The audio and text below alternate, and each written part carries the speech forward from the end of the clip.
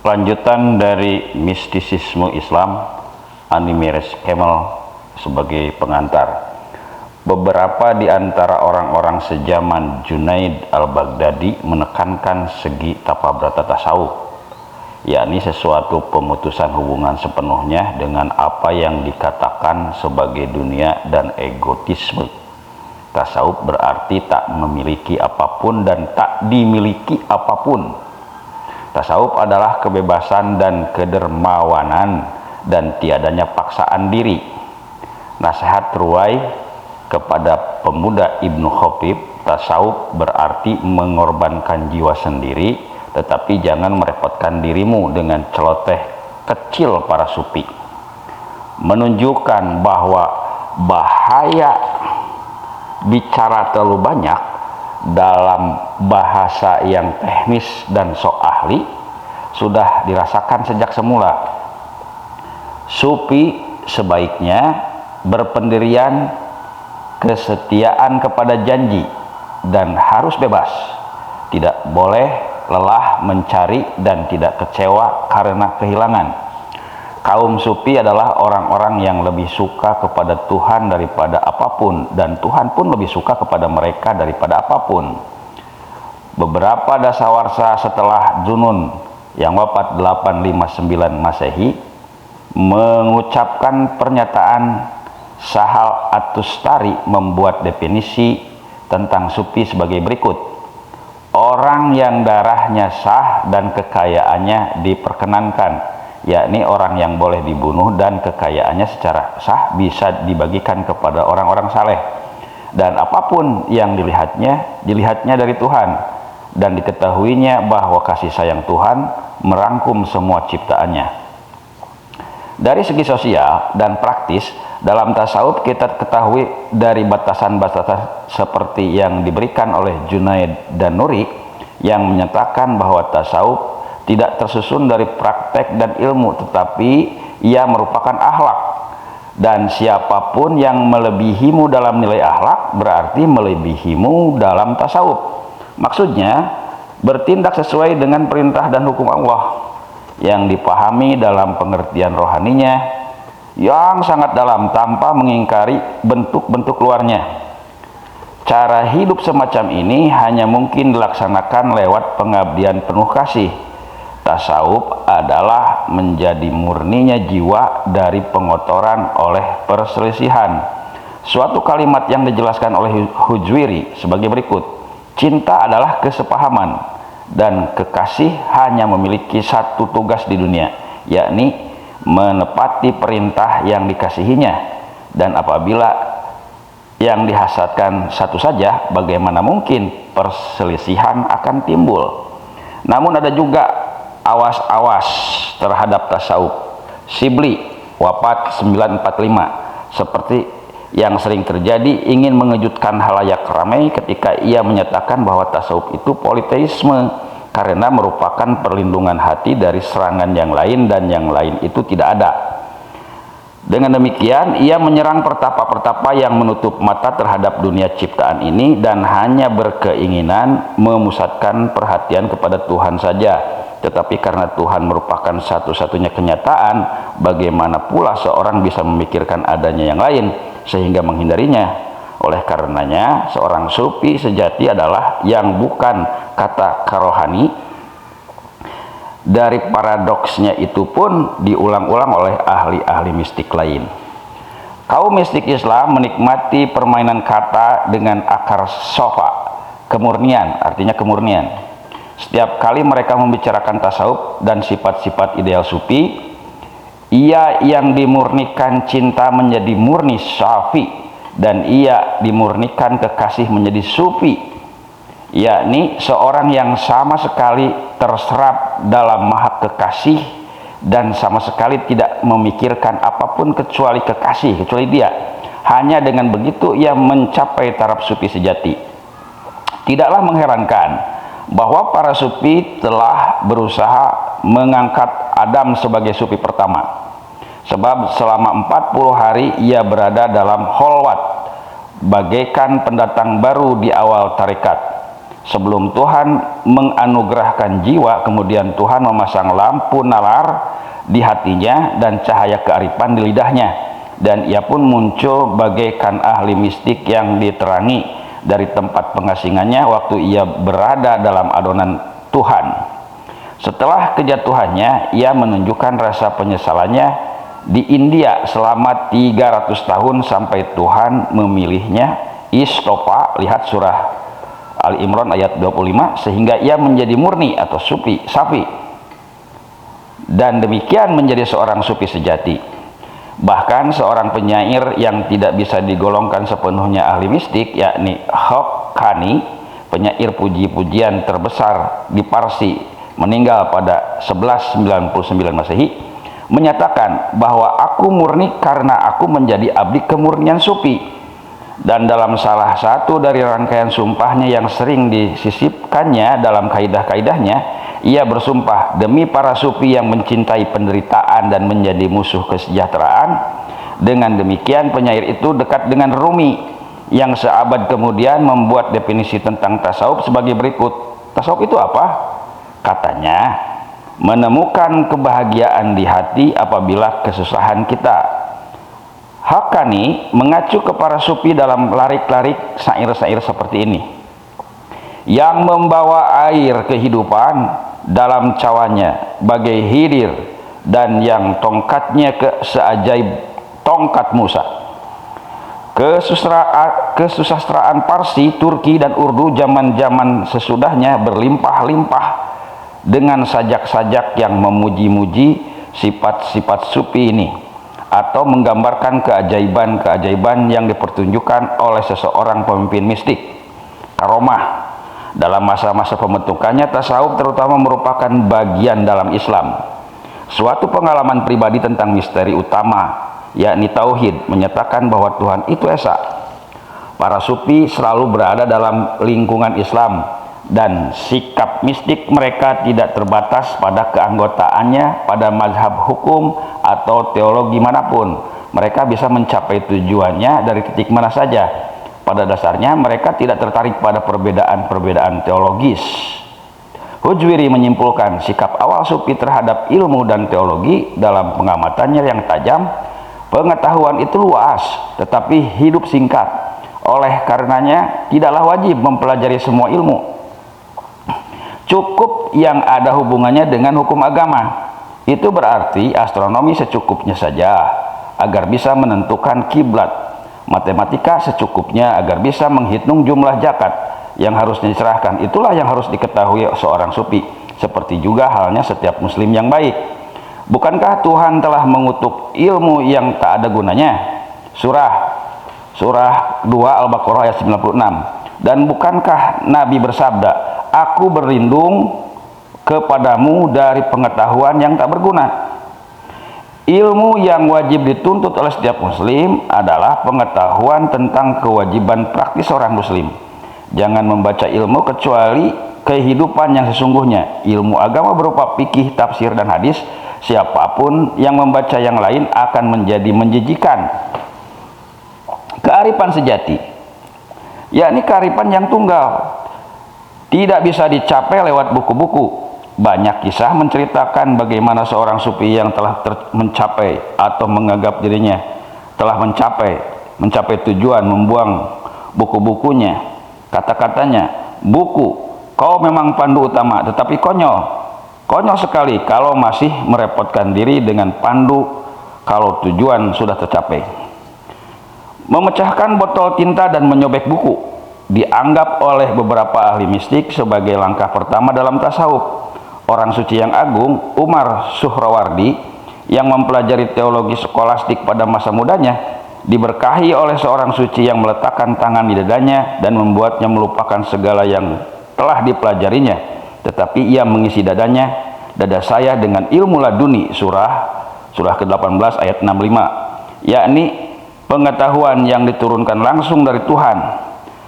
Abdul Qadir Jaya Al-Gilani mempertunjukkan mukjizat dengan tiba-tiba menghanyutkan teks sebuah buku filsafat yang dianggapnya berbahaya bagi pengikut-pengikutnya. Sufi-sufi lain dalam mimpinya dituntut untuk membuang koleksi bukunya yang berharga ke sungai. Kegemaran akan pengetahuan langsung yang berbeda dari ilmu pengetahuan menurut hukum pada masa-masa selanjutnya dinyatakan oleh banyak penyair dan ahli mistik yang mencemoohkan pelopor sekolah hukum terkenal, terutama sekali Abu Hanifah meninggal 767 dan Syafi'i, Imam Syafi'i maksudnya meninggal 820. Sajak Syafi'i yang ditujukan pada At-Tor dan Rumi menunjukkan hal tersebut. Abu Hanifah tidak mengajarkan cinta, Syafi'i tak mengenal hadis. Demikian. Syafi'i sering membedakan sufi dan kufi, yakni ahli hukum terkenal Abu Hanifah yang berasal dari Kufa dan masih dalam puisi mistik Sindi abad ke-18. Sufi disebut la kufi nir kufi, yakni tidak terikat pada sesuatu tata cara agama tertentu. Para sufi menyatakan bahwa seluruh kearifan tercantum dalam huruf alif, huruf pertama dalam abjad dan lambang Allah. Periksa lampiran nanti di halaman lampiran. Bukankah banyak sarjana yang bersandar pada buku seperti keledai yang membawa kitab-kitab? Surah ke-62 ayat 5. Bukankah Nuh hidup sampai 900 tahun dengan hanya mengingat-ingat Tuhan? Dan seperti yang disampaikan Rumi dengan sedikit ironi, ia tidak pernah membaca Risalah dan Qut al-Qulub, dua buku pegangan tasawuf moderat. Soalnya meskipun para sufi sering mengutuk ketergantungan pada buku di kalangan sarjana dan menganjurkan pengikut-pengikutnya untuk berusaha membuka cadar dan tidak mengumpulkan buku, kenyataannya mereka sendiri merupakan penulis-penulis yang subur dalam sejarah Islam. Dan banyak di antara buku-buku teori mereka tidak lebih lancar dibanding risalah dogmatis yang mereka serang dalam sajak-sajak mereka. Sasaran utama kritik sufi adalah filsafat yang dipengaruhi filsafat Yunani. Tak ada yang lebih jauh dari hukum Rasul Hashimid tinimbang seorang filsuf. Kata At-Tor yang menggemakan sikap Sana'i ketika ia menulis, dari kata-kata seperti zat utama dan sebab utama, kau tak akan menemukan jalan ke hadapannya. Seluruh nalar semesta tak ada apa-apanya di hadapan sabda ilahi yang tunggal. Katakan suatu permainan kata yang bagus atas kul semesta, dan kul mengatakan sapaan ilahi kepada Muhammad. Filsuf kecil merupakan bahan tertawaan dan kambing hitam kaum mistik. Anehnya, Ibnu Sina yang meninggal 1037 Masehi telah menjadi contoh rasionalisme kering. Meskipun ia juga seorang pemikir mistik seperti halnya mereka yang digolongkan sebagai sufi. Barangkali keseganan sufi padanya, meskipun sudah tampak dalam puisi Sana'i, dipupuk oleh sebuah kisah tentang Majduddin al-Baghdadi yang meninggal 1219 Masehi.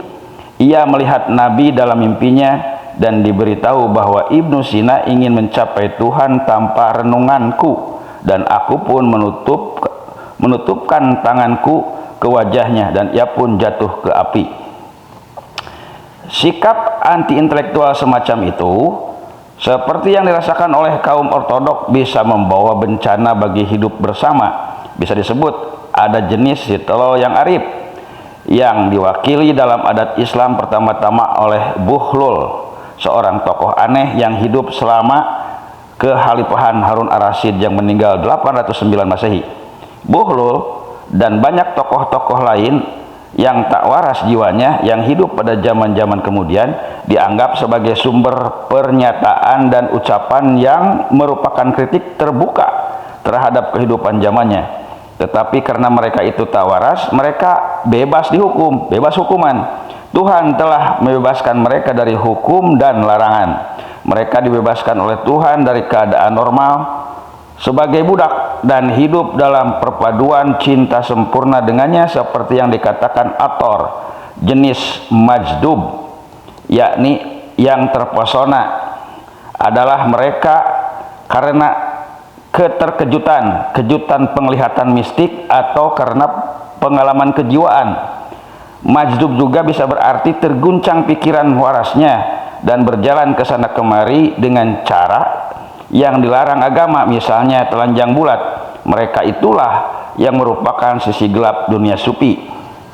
Banyak pemimpin mistik yang mengeluh tentang orang-orang dungu yang dengan tingkah laku mereka yang aneh-aneh dan keajaiban-keajaibannya telah menarik perhatian orang ramai, orang banyak yang menganggap mereka itu mewakili nilai kerohanian yang sebenarnya. Dalam pengantar untuk karyanya Nafatat Al-Uns Jami, dengan keras menyerang peniru-peniru jenis-jenis sufi lain serta sikap mereka yang sia-sia dan berbahaya. Sajak-sajak Parsi yang tak terhingga jumlahnya, yang menjajarkan mola dan kekasih, mimbar dan tiang gantungan, dan menyatakan bahwa kekasih itu harus bisa dibandingkan dengan majnun atau gila, kekasih gila, yang menjadi bahan ketertawaan anak-anak. Mungkin telah mendorong pentingnya golongan orang suci yang buta huruf, kasar, dan bahkan kadang sangat menjijikan. Jenis yang boleh dikatakan tidak membahayakan, yang hidup dari kebaikan para dermawan, tidak sungguh-sungguh mengancam gerakan sufi.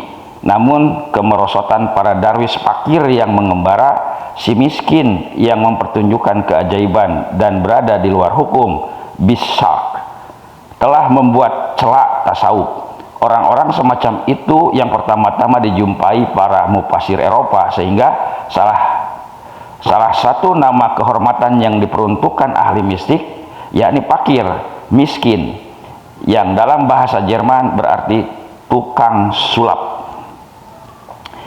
Sejak semula para ahli mistik dengan tegas membedakan antara sufi sejati yakni mutasawwif yang berusaha mencapai tingkat rohani yang lebih tinggi, maksudnya, dengan mustawib, yakni orang yang berpura-pura menjadi seorang ahli mistik tetapi sebenarnya merupakan pengganggu yang tak berguna dan bahkan membahayakan. Mereka memahami benar bahwa jalan rohani itu sulit dilewati kecuali oleh mereka yang memang diciptakan untuk maksud itu, dan tidak mungkin menjadi sufi sejati apabila tidak dilahirkan dengan cara itu. Jubah bertambal-tambal ini mestinya sudah dijahit pada waktu pra keabadian, sebab seperti halnya orang yang ingin mencapai tingkat seorang sufi, tidak ada keledai yang bisa berubah menjadi kuda dengan jalan kekuatan dan semangat. Oleh karenanya, keluhan mengenai keruntuhan tasawuf hampir sama dengan awal-awalnya ucapan seorang ahli mistik abad ke-9, Yahya ibnu Mu'aid dari Parsi, memperingatkan rekan-rekannya, hindari bergaul dengan tiga golongan ini: sarjana yang tak peduli, pembaca Al-Quran yang munafik, dan mereka yang berpura-pura terhadap tasawuf. Para penyair telah mencela sufi gadungan, dan pada abad ke-11 berulang kali dikatakan kini tasawuf adalah nama yang tanpa kenyataan, tetapi dulu ia merupakan kenyataan tanpa nama. Kepura-puraannya dikenal luas dan pelaksanaannya tak diketahui. Orang-orang merasa puas mendengar pengakuan kosong, dan penyesuaian buta telah mengambil alih kegairahan rohani. Permainan mistik yang memungkinkan para sufi bergairah dan mulai memusatkan perhatian oleh banyak orang dianggap sebagai inti tasawuf. Dan berpura-pura menguasai pengetahuan dan pengalaman mistik memang gampang sekali, dulu dan sekarang masih.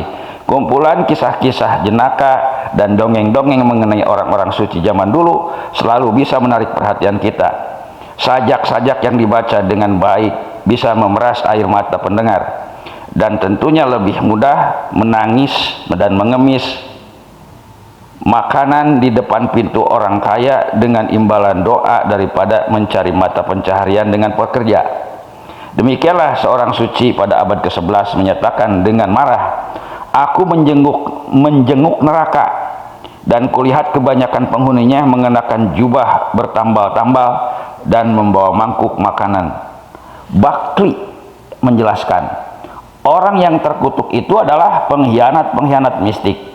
Mereka yang mengaku arif tetapi hanya mengenal warna luar kebenaran, sebab mereka tidak mengetahui hukum agama Islam. Sasaran doa mereka adalah kekasih yang mempesona syahid, kandil Syaham pada pertemuan Sukaria, dan perut Sikom. Pada masa-masa lebih kemudian, keluhan terhadap kemerosotan tasawuf semakin nyaring terdengar. Urfi, salah seorang penyair istana Akbar yang meninggal tahun 1591 Masehi, dalam salah satu syairnya menyatakan, sang supi sibuk menipu lelaki dan wanita, si bodoh sibuk mengurus jasmaninya, si bijak sibuk mempermainkan kata-kata, sang kekasih sibuk melenyapkan dirinya. Dengan sajak itu ia menerapkan sifat sang kekasih pada supi, yakni melenyapkan diri dalam kekasihnya. Kata supi menjadi ungkapan ejekan. Seorang ahli mistik India pada abad ke-18, Mir Dard, ngotot tidak mau dirinya disebut sufi. Ia pilih disebut seorang muslim sejati. Ia tidak ragu-ragu menyebut para anggota doktrin mistik yang berlawanan dengan mistiknya yang tertanam ketat sebagai berwatak babi. Dan ia sering menyatakan kebenciannya kepada syekh pemilik warung, penjajah jubah tambalan yang terdapat di mana-mana di seluruh negeri. Tentunya ia akan setuju sepenuhnya dengan orang sejamannya di Arab, Al-Badar Al-Hijaj, yang satirnya tentang kemerosotan tasawuf telah diterjemahkan oleh Arbery. Syairnya seperti ini: baiknya tidak usah hidup saja menyaksikan setiap orang gila dianggap tiong oleh para pengikutnya. Ulama mereka berlindung padanya, ya mereka bahkan mengatakannya sebagai seorang raja dan bukan raja bersinggasana, sebab mereka telah melupakan Tuhan. Katanya, si Anu telah menyediakan penangkal derita bagi seluruh umat manusia. Ketika ia mati, mereka menjadikannya tempat ziarah dan berbondong menuju ke kuburnya. Orang-orang Arab dan orang-orang asing juga, ada yang mencium kuburnya, ada yang mencium ambang pintunya dan debu. Hijaji mencium adanya bahaya mengenai pemujaan berlebihan bagi pemimpin rohani, syekh atau pir, yang oleh Muhammad Iqbal disebut sebagai virisme, yang berarti kekuasaan mutlak sang pemimpin atas pengikut-pengikutnya dan pemerasan pamong atas warga desa dan petani yang bodoh.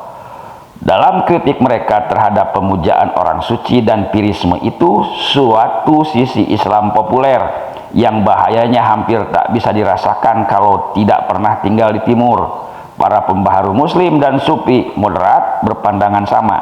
Tetapi untuk mencapai pokok itu, kita pertama-tama harus menempuh jalan panjang lewat sejarah tasawuf. Kita akan melihat bagaimana gerakan ini telah mengambil berbagai wujud sesuai dengan zaman dan kepribadian para pemimpinnya, meskipun intinya tetap sama.